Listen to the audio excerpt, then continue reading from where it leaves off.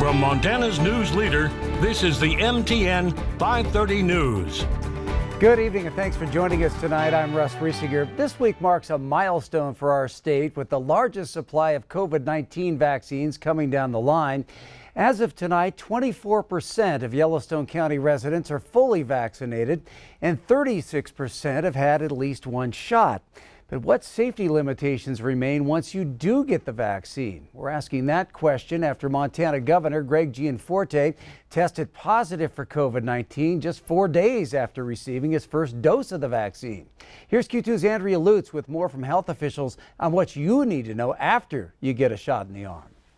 Right after you get your COVID vaccine, health officials say not so fast. I think that is part of the confusion, is you think that as soon as you get the shot that you're now protected. It could take weeks for its effectiveness to take hold. And it really takes 2 weeks for your body to fully mount an adequate response. That's because the vaccine needs enough time to provide protection. So there always are going to be some breakthrough cases after someone has been fully vaccinated. And Dr. Megan Littlefield with Riverstone Health says on top of that, there's this. No vaccine is 100% effective.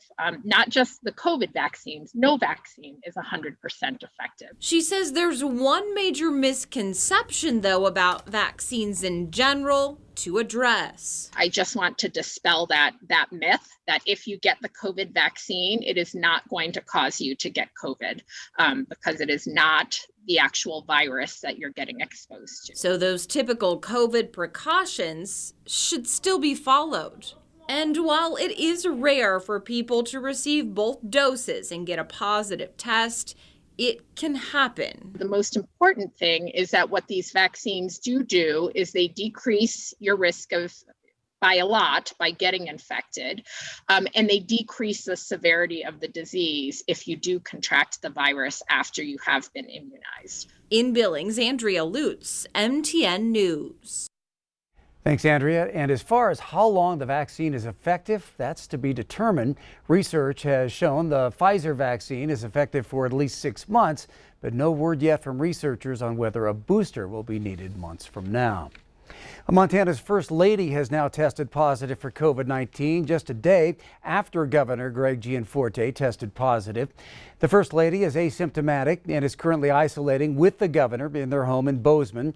According to the governor's office, Governor Gianforte continues to exhibit mild symptoms, including fatigue, but otherwise feels okay. He's keeping up with his full schedule and continues to handle the state's business remotely. The governor's 25 staff members were also tested this morning and all received negative results. On the numbers front today, the state reported nearly 200 new cases, but did see a drop of 131 active cases. Montana did record 8 more deaths, bringing the state's death total to 1,476. However, all those deaths are due to an ongoing reconciliation of records and occurred between January and March. Well over 103,000 Montanans have recovered from the virus. Montana State University Billings has partnered with Riverstone Health to vaccinate students, faculty, and staff. The vaccinations will be given starting April 12th at the university campus and April 13th at City College. Riverstone Health has offered 900 doses of the Johnson & Johnson vaccine with 100 extra doses on reserve. According to the university, the goal is to provide as many students as possible with the vaccine in order for them to travel home safely and stay protected during the summer. The vaccinations will also allow students to return to campus safely. The dilemma was the students didn't have the availability to get one shot, and then on their second shot, it would have been the week of finals. So it kind of put the students in a case where, maybe I need to skip and worry about doing it later, after I get through finals and our normal academic time frame. And then the Johnson & Johnson vaccine became available, and Riverstone reached out to us. And in the stretch of about the last 36 hours, we've got that all planned, and we already have people signing up. Nordell says the university is hoping that at least half of those provided doses are utilized to help flatten the curve. Over in Wyoming, the Department of Health has confirmed that 4 different COVID-19 variants have been found throughout the state. According to the Wyoming Public Health Laboratory, the state has seen 40 cases of the United Kingdom variant, along with 2 California variants and one patient has now been confirmed with the South Africa variant. It's likely that the variants have been in transmission over the past several months. State Health Officer Dr. Alexia Harris says the variants are of concern because they each have been shown to transmit more easily and may lead to more serious illness. In all, Wyoming has seen nearly 48,000 confirmed COVID-19 cases and just over 700 deaths. Well, it once seemed like a long shot, but Wyoming has joined Montana and other states in legalizing sports betting.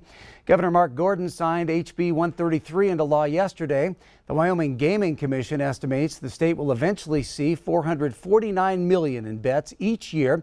That's according to LegalSportsReport.com. The new law allows for online sports betting only and does not allow retail sports books.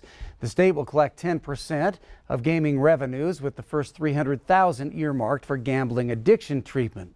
Wyoming sports betting could be up and running by September 1st when the football season kicks off.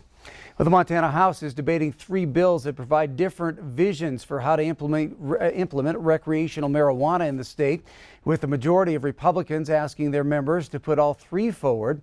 House Bills 701, 670, and 707 are all being debated on the House floor this evening. Lawmakers are considering dozens of potential amendments to HB 701, the most talked about bill. They will then take preliminary votes on each bill. During a Republican Party caucus before the floor debate, the House Speaker and Majority Leader said they wanted to see all 3 move forward. They acknowledged some people have concerns about some of the bills, but said it is best to keep all options open while they keep looking at the amendments. This is far from over. So the Senate's going to have a couple weeks. Then most likely we're going to be in a conference committee with this as well. So don't look at these as final products. So these are vessels and ideas moving, and we need to keep them moving so that everyone's idea has a seat at the table. And we've just learned that all 3 of those bills have now been endorsed. Well, Montanans are celebrating Montana in a very unique way, calling it Montana Day. Every April 6th can be written as 4-06, which is, of course, Montana's only area code. Montana is one of just a handful of states that still have just one area code, so it doesn't matter how far east or how far west you go, everyone's joined together by that 406 area code. Many Montanans usually spend 406 Day posting a picture of their favorite Montana landscape on social media. Now, if you recall, James Ngaza, a junior chemistry student at MSUB, was nominated for the Goldwater Scholarship, one of the most prestigious scholarships in STEM, but now James is a recipient of the Goldwater Scholarship. Out of thousands of applicants from across the nation, less than 70% are nominated.